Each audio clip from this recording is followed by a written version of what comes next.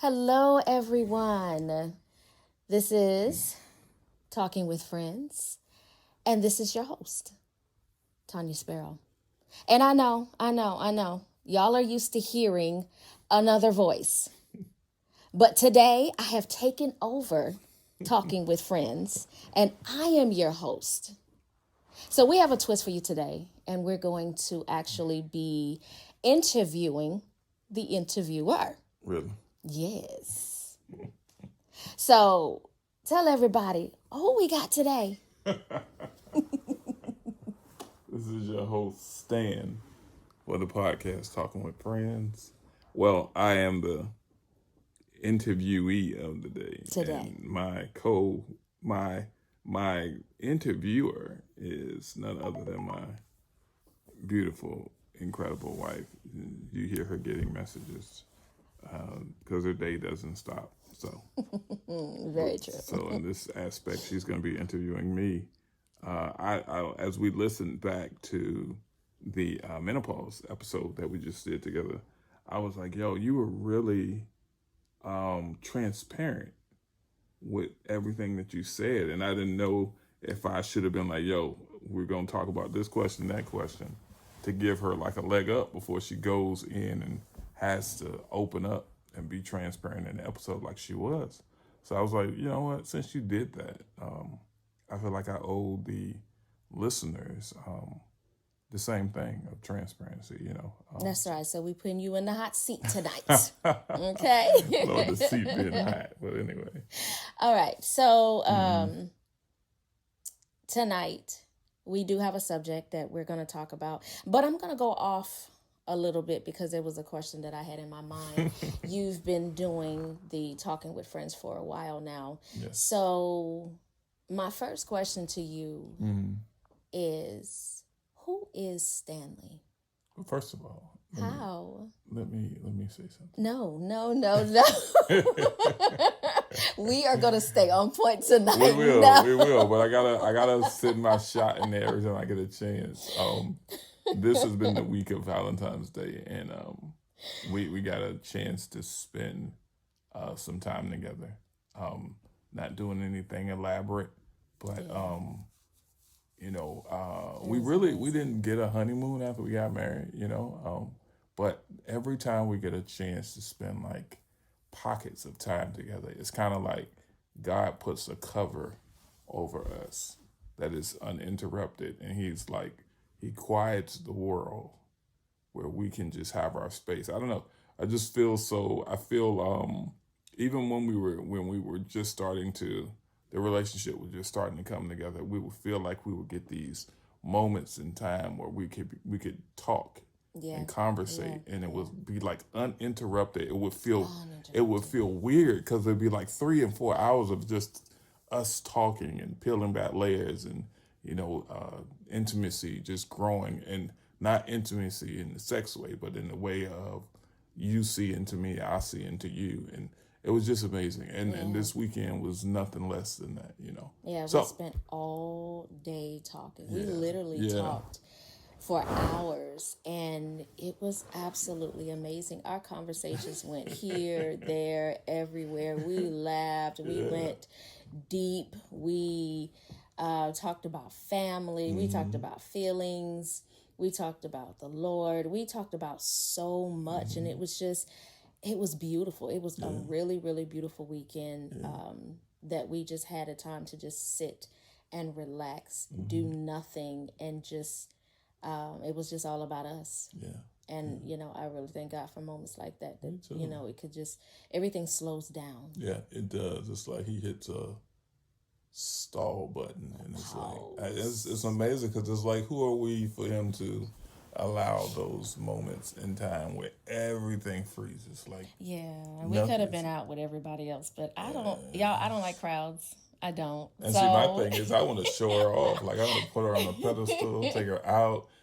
I do it on a constant basis where when she's at work, she never knows when I'm going to send flowers. Yeah. We've gotten to the point where her coworkers, and they expect they kind of like when they see the person come up and bring the flowers, automatically always for me. They know it's for her already. So those are the things that I like to do for her, because I just look at her that way. But anyway, we're not going to harp on that. I'm going to let her start her interview. So. Yeah, so we hope everybody had a great Valentine's and all of that. Valentine's, because listen, I can't lie. Shout out to Angel. Yeah, no, Angel got me like really thinking about. No, she said it is not Valentine's. It is Valentine with an N. Okay. So I was like, do I do that? I do it. Anyway, my first question, like I said to you, I'm sorry. Who is Stanley? Tell everybody who you are. I'm a lot of things, man. You are. I'm the youngest of my mother's 3 children. I'm a brother. I am a husband. I'm a father. I am an ordained elder. I'm a friend. I'm a believer in Christ. Wow, I don't know. I'm a musician. I am a creative. So artistic. On all levels, I'm a creative. I never know what is gonna, like, the podcast was a thought. I ran it past Tonya, and Tonya like pushed me to do it. So it came from a thought.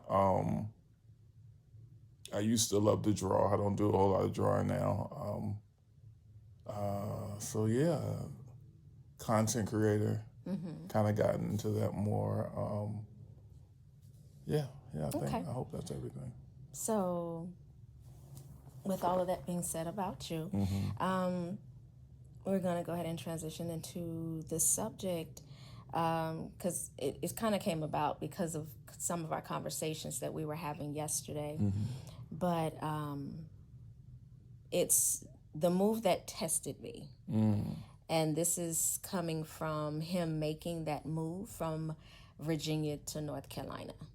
And this is coming from a person who has always lived in Virginia. Absolutely. His whole life.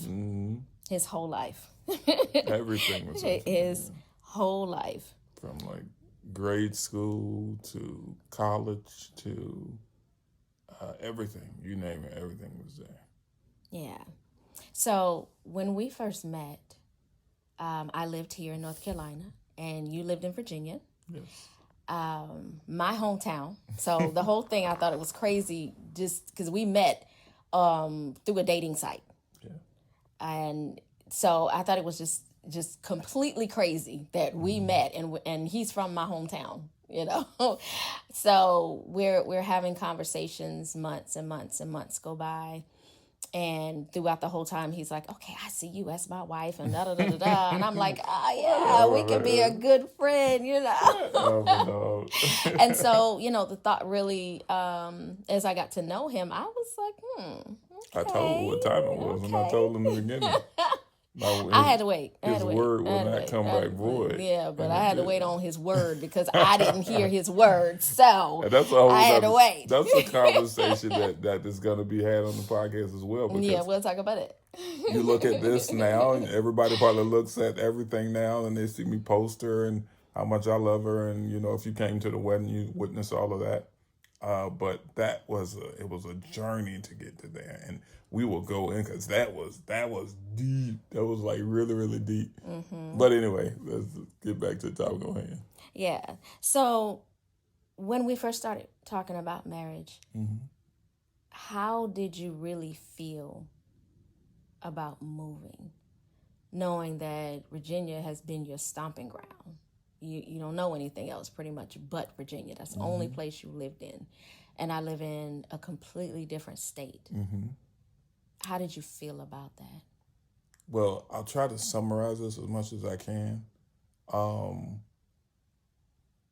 felt like a lot of you may not know, but I'll go ahead and say it. I was married before, and the marriage ended in a not so pleasant way. Ended in divorce. I have a son. He's 7. He's 7. He'll be 8 in June. So I'm putting all that out there to let you know something that I would have to change. Tonya will tell you And I kind of I'm learning this as I go. I don't really do too good with change. I can Oh, adjust, but Jesus. it's Listen, y'all. it's kind of chaotic.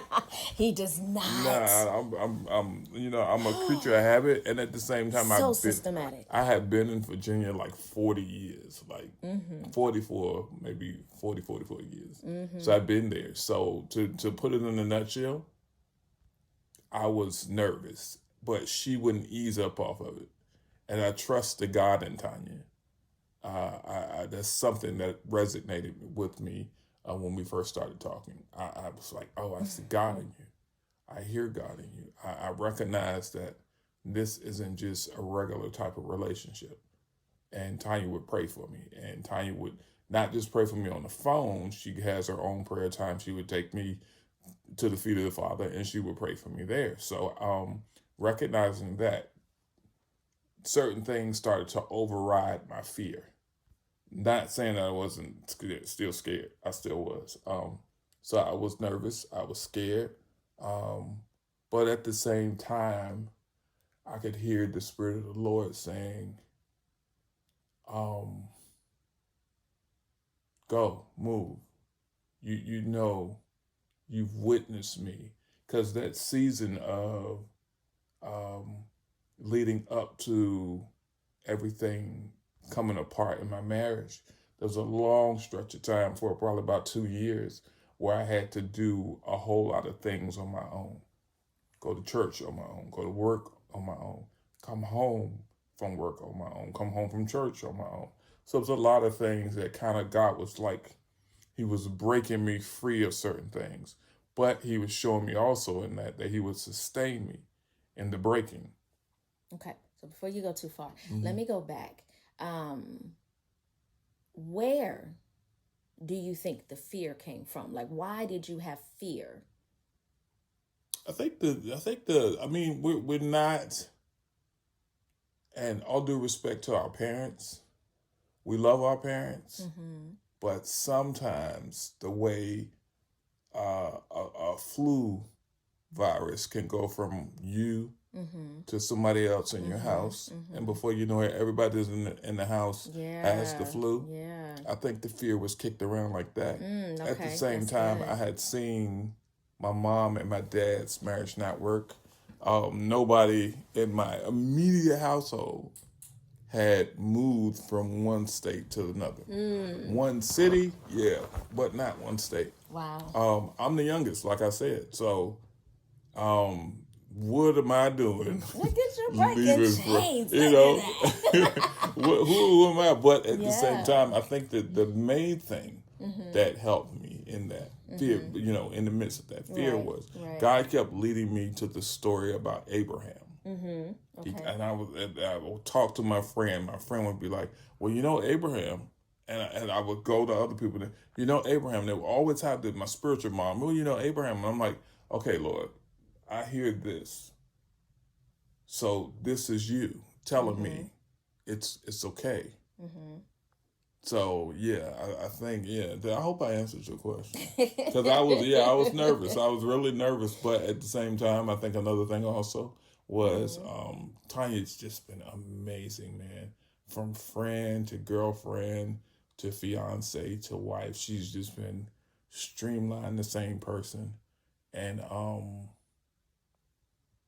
wasn't willing to risk letting that go because I wasn't willing to make the jump, and God was like, he gave me so many confirmations that everything would be okay.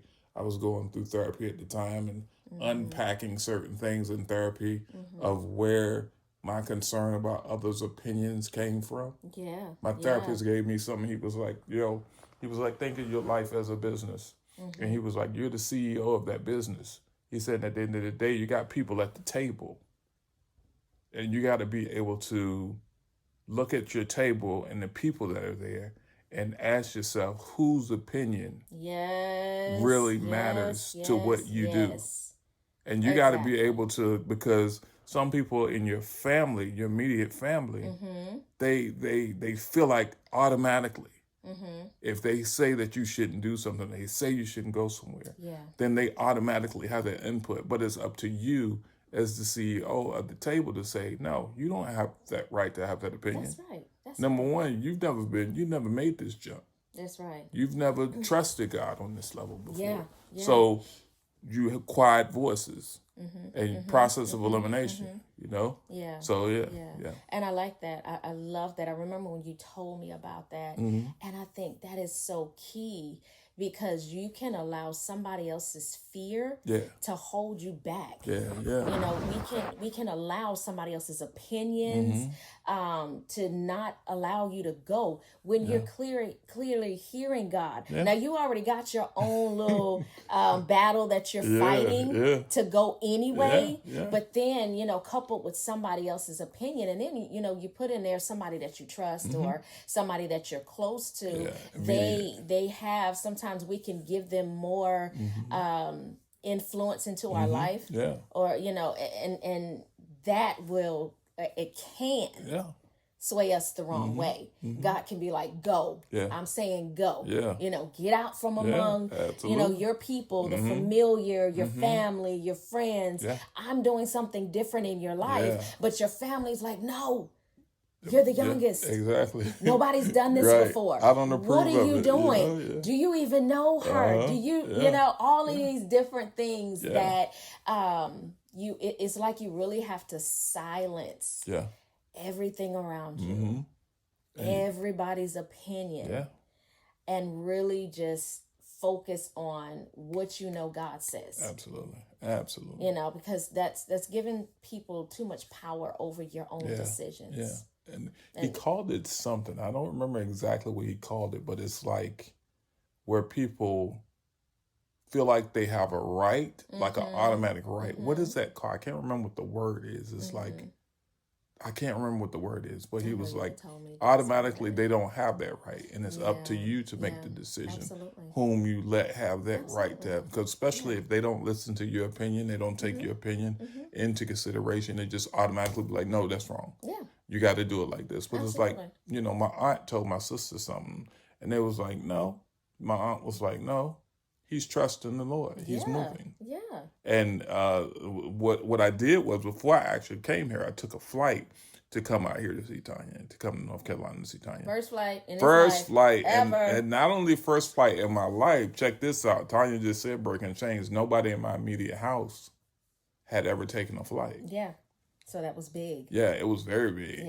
And I knew God was in it because going, no fear, no nervousness. Returning, no fear, no nervousness. Straight line. Right.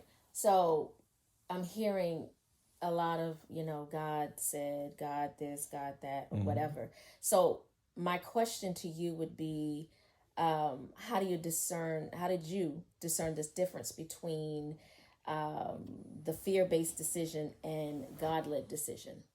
I think the most important thing was I was comfortable. I was comfortable where I was. I was comfortable living in Norfolk, Virginia, Virginia in general. I was comfortable working where I was working at. I was comfortable with the process of everything that had been comfortable around me. But in nature, female birds give birth to little birds. Like, what do they call? I don't know what they call, but they give birth to little birds. And I can't remember the name, but I feel funny saying little birds. But there comes a time where the mother bird will intentionally rearrange the nest, and the nest becomes uncomfortable for the baby bird. What this does is this caters to the push of the bird pushing itself out of the nest. And the mother will throw the bird out of the nest so that when he does begin to fall out, he uses his wings. So my house began to become uncomfortable. Being there, it just became uncomfortable. The job became uncomfortable. The church that I attended, all of these things begin to cater to, I'm comfortable because I'm used to all of this. But everything around me is becoming uncomfortable. So I knew that this was God because I'm good. I told Tonya I was good at Norfolk, Virginia. When she even gave me, when she mentioned North Carolina, I think probably, I don't know when we were talking about it. I was like, that is uncomfortable. That's a stretch. I ain't never been there. I don't know nothing about that. I ain't heard the Lord say that. But like I told her, things just started to change. Things started to feel different. And I really started to lean on the Lord, and everything around me started saying, go. Now my knees are shaking. My knees are shaking like, okay, Lord, if I do this, but what I've seen God do, I've seen God, I make the jump or I take a step, not knowing, and he catches. Or he's like, you take one step, or I ain't even gonna say nothing. Trust the resume that you've seen in front of you. Yeah. Period. Like David, you face the lion, you face the bear. This giant is nothing. So I pretty much just had to go off of what I knew. Yeah. Trust the resume that I've seen, and being here, it hasn't been. It really has been something to see, and I think most importantly, like jumping is like, it's needed. It's needed. It's definitely. I hope I answered your question though, because I know I can go around the block sometimes. You did. You did. Okay. You answered my question. Okay. I absolutely love your story though, because I had a chance to look at the different processes that you went through. There was a lot of processes. It was. It was. And I thank her for her patience, because she could have been like, you know what, that's okay. Stay where you at. We'll be friends. Yeah. Yeah. I like I said, I prayed for you the whole way. Yes, you did. Most importantly. But a lot of times I would ask you questions. Like I remember asking you, how do you ever see yourself moving out of Virginia?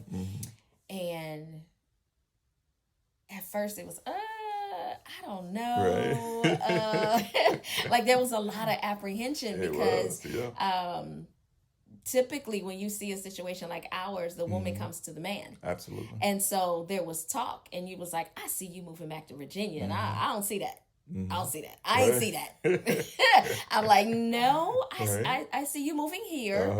But I had to wait till you catch up with that, and I couldn't force that on you. Yeah. I had to stay in the background and pray about it. But I remember a story that you told me. And when you were dating another young lady, and you had the opportunity to get on the plane, she had ticket was bought set, and everything. All you had to do was get on the plane and go. And you didn't do it. Yeah. You didn't do it. Yeah. So I thought about that when you actually got on the plane and you did it. Yeah. You completed it. Yeah. What's the difference between that situation where everything was paid for? You had your ticket. All you had to do was go. Yeah. What's the difference between your apprehension then and that you didn't go to when now you actually got on the plane and you went? This particular episode is entitled what again? This one is The Move That. It is The Move That Tested Me. Okay, now when I saw that, I didn't see that when we just went over the topic again before we started the episode. I asked her, I was like, I noticed this is basically in my head. I'm like, okay, it's consistently talking about the move from one state to another. But there's been a lot of movement in my life since before I was given the opportunity to get on the flight, not to come here, but to go there or whatever. There was a lot of things that had happened that had not happened before, the first opportunity. I lost my mom, but at the same time, I eulogized my mom. I lost my grandfather, these people were pivotal, very pivotal in my life. The marriage came apart. You lost your pastor. I lost my pastor. So all of these things that were pillars in my life had gone. Yeah. So it's like, if you can withstand, let's just touch on one, your mother dying, and you had to eulogize it. Yeah. Now I'm an elder. I'm a pastor, but that is one of the toughest things that you will ever have to do in your life. Absolutely.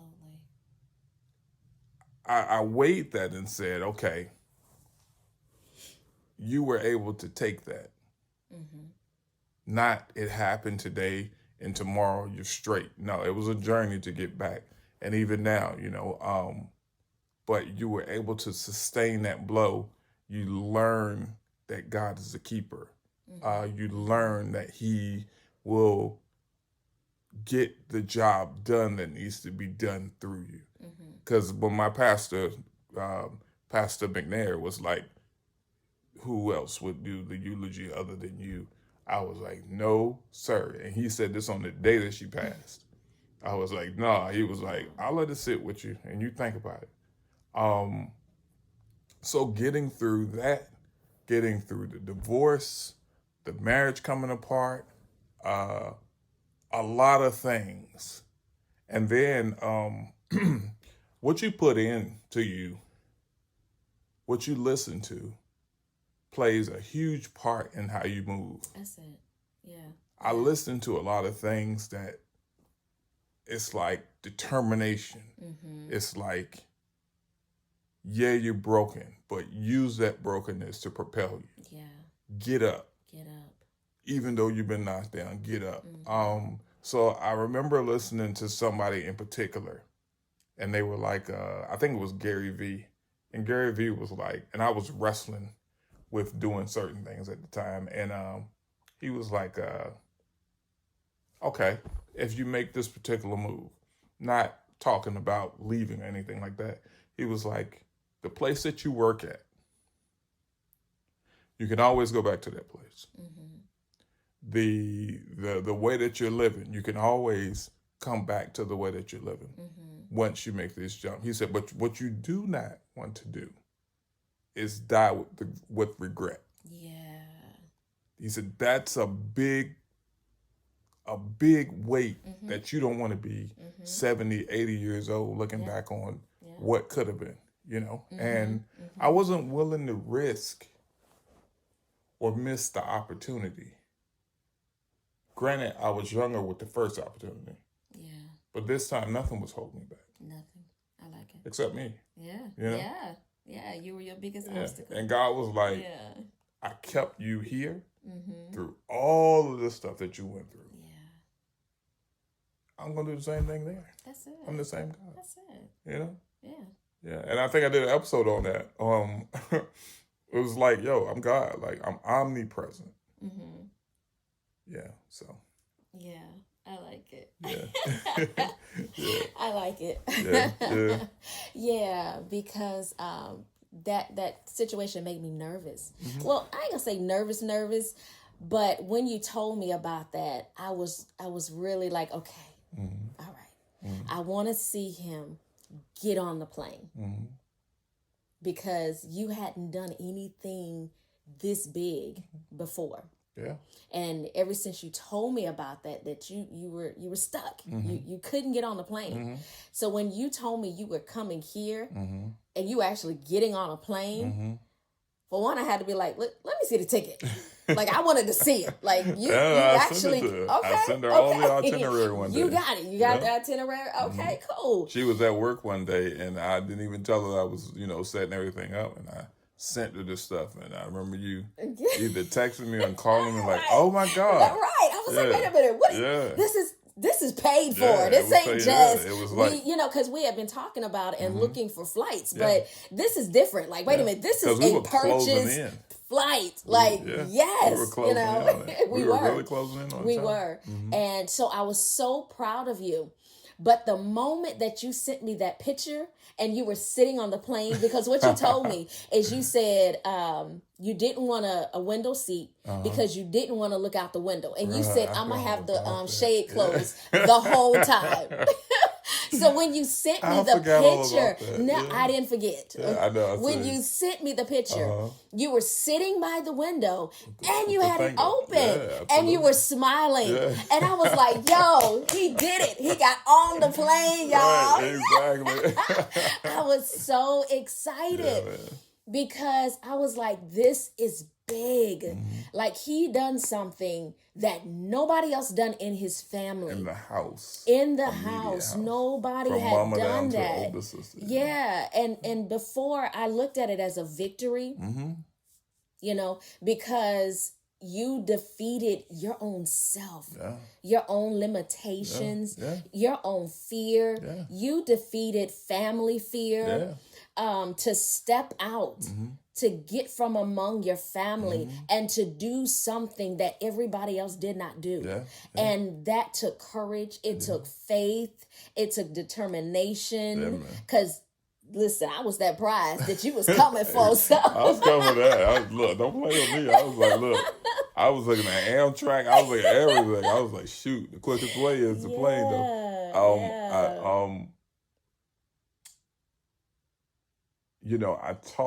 I have two older sisters, Donna and Christy. Christy is the oldest. And hey, Chris. and once I basically alerted them what I was doing, because I alerted my older sister, and my oldest, when I got back, I think I talked to her. Yeah, I got back and I talked to her once I got back to Virginia, and she said something to me that made all the difference. And it's funny how God set things up. He don't let you have that conversation before. He let me have it afterwards. And she was like, she said something to me. She was like, now that you did it, I know that I can do it. Woo! And I was like, look at chains breaking. Like, I didn't even think it was all that. I didn't think it had nothing to do with that. I'm thinking it's only got something to do with me, but it's like ripple effect, you know? Yeah. So that was beautiful. It was it really was something. It really was. It's like you paved that way for everybody else. Mm-hmm. You know, if he can do it, I can do it. And here I'm the like youngest. You built their faith. You built her faith. Right, exactly. I'm the youngest. Yeah. Yeah. You built her faith. You built in Donna's faith. Yeah. The both of them. Yeah. And I want to echo that this is not a bash against none of my family, immediate family or family abroad. It's nothing like that. It's just when God has selected you, and I didn't even understand I was selected, even on the level. I didn't know that I was chosen to do certain things. But when he's set you apart like that, there is going to come a time where you're going to have to do things on your own. Mm-hmm. You're going to have to go to other states on your own. You're going to have to eulogize your mom. You're going to have to go through rejection in ministry on your own. And you're going to have to go through intense heartache on your own. Yeah. Like I told you, the divorce thing, that really broke me. It really broke me. So you're going to and there was nothing that my sisters could do to prevent me from walking down that street, because to prevent me from walking down that street is to prevent me from knowing God is a keeper, God is a provider, God is a protector. All of these things would have been eliminated if they would have been like, no, I can't come and be safe. Yeah, I got to walk this out. He's called me, my grandfather was called, but my grandfather would always tell me about the journey in the house, what he had to deal with, rejection. And I didn't want to hear that. I used to try to plug my ears because I'm like, I don't want to hear that. But he would always give me this saying. He would say it every Sunday he could. You got to go through it. And I was like, God knows. What do you mean, man? Like, we're trying to be servants of God. What are you talking about? You'd always hit me with, you got to go through it. And I was like, can't get over what it. Is it? You have to. But anyway, I don't want to take you down. No, you good. This is about you. It is. Yeah. So, I mean, but he's right. Mm-hmm. We got to go through things. Yeah. And you had to go through that. Mm-hmm. And God used you, to be that person that gave your sister the courage to say that. Yeah. You know, she saw you did it. Mm-hmm. And you came back. Yeah. You was fine. You was protected. You was Yeah. covered. Yeah. And you did it again. Yeah. You know, you'll do it again. Mm-hmm. You went and crossed them state lines Yeah, man. and actually moved. Mm-hmm. And then I remember hearing her saying, I want to move. Right. And she said, I want to go to DC and, or and, something and when like I told that. them, when they was like, you know, you went, I wonder Yeah. when can we go move to Charlotte. Yeah. And I was like, wait a minute, what? And it's funny because I take you back just a little bit. God had given me a vision, a dream one morning. I'll never forget it. And in the dream, it was like snowing. It had been snowing. Mm-hmm. And I was in my old neighborhood, but instead of running up the street, I was like floating running. Mm-hmm. And I passed my oldest sister. So she was like looking up at me, like she was gazing at my performance. Mm-hmm. And I was like, what? I didn't know what that meant. And I think I ran it past my homie Jeff. And that's when he told me, he was like, you're getting ready to do something and she's watching it. And I was like, you hear it, but then you don't hear it, you know? So yeah, and it was funny how God just gave me that little bit of revelation before it happened. Yeah. I love that. Yeah. So we are coming up on our time. Do you have any last words that you want to, in the conclusion? You gonna end my interview like that? You gonna give me like 40 minutes? No, I'm just no, because I get to go to bed. But any encouragement that you want to give the listeners through your experiences with faith, with conquering fear, with trusting God, in their journey, because everybody's going through their own journey, their own battle. It may not be yours. It could be something completely different. But regardless, faith is faith, fear is fear, and there's something that we all need to step out in faith or listen to God and in obedience. But what would you give them? I would say what I learned is God is with you everywhere. I think scripture, if I'm not mistaken, says if you make your bed in hell, he's there with you. He's there. Every person on this planet is going through a season. It could be a season where your finances are extremely tight. Yeah. You ain't got no finances at all. You lost your job.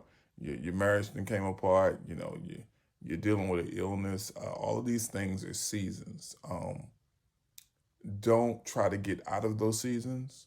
Lean into Christ, lean into God, study his word, listen to as many messages as you can to build your faith, to know that one season is always connected to the next. Even now we are in February. We're heading into the middle of February. We are in the middle of February. I've noticed that the days are getting longer, which means that summer and spring is coming. It's coming. And this has happened since January. Yeah. Slight little changes where it's happened over time. And you can't rush it. You can't expect watermelons to grow unless they're in some type of lab or some type of controlled environment. You can't expect watermelons to grow in January from the earth unless it's being like doctored or something like that. What I'm saying is certain seasons produce certain things in you, in your spirit. Yeah. And you can't rush it. You got to walk through it. You got to feel it. You got to cry. You got to pray. Yeah. But it's building something on the inside of you. Yes. It's preparation on the inside of you. I had to spend 2 years in my home in Norfolk alone. Little visits here and there, but it taught me cook your meals, go to work, go to church, come home, relax, get in the bed, do the whole thing over and over again, pay your rent, pay your bills, and it built something in me to show me what I could do. Yeah. To show me what I could do with just him. And it built my faith to the point where when I met you, got whatever long time went about, got the plane ticket, got on the plane. It's like, oh, I trusted you immensely in the other season, and you didn't let me down. Yeah. So that trust that was built over time in that season had to be applied in Yes. this season, Gave you the which confidence meant to that do it's it. nothing. Yeah. So it's like preparation for a fight. When you're training in the gym, Yeah. that's you building your strength, That's right. building your strategy. So when you do get to the fight, Yeah. it's nothing for you. Oh, Come shoot, on. he's Yeah. swinging like that. Oh, I saw that Yeah. in the tape. Yeah. Let me duck. Let me dodge. You know, it prepares you for it. And I think, I like it. you know, those seasons were preparing me. You know, so what I will say is trust God through the season that you're going through, Yeah. whether good or bad. Keep the faith. Lean into Him. Lean into His Word. Yeah. And, you know, we're all going to go through it. We're all going through it. Whether your homies tell you or not, we're all going through something that is not comfortable. And that's just what you have to do. Yeah. You have to continue to press forward. You do. No matter what. And as you do that, He's preparing you for the next season. Amen. Keep your apartment clean because He's preparing you for your house. That's it. Come on. Keep your little car clean because you expecting Him to give you that big car. That SUV, come on. You know, how'd you maintain the little car? You know, yeah. It's only right. Yeah. From faith to faith. Yeah. From faith to faith. Yeah. Yeah. I like that. Yeah. Thank you. You're welcome. Thank you for Thank being you for gentle. allowing me to interview you, Yes. although you always interviewing everybody I else. do. So, you know, we thought we'd switch it up a little bit Yes. and let everyone hear a little bit about the host. Yeah. So thank y'all for tuning in. We really appreciate it. We hope everyone has a very blessed week. Again, thank you for listening in. This has been Tonya, your host for the night. Tonya Sparrow. Yeah, I know you wanted to hear that. Your host for tonight, and I've been interviewing your other host. The illustrious. Whatever. Stanley Sparrow. Man, the myth, the legend, girl. Thank y'all again for tuning in. We hope y'all have a very blessed day, evening, night, whenever you listen to this.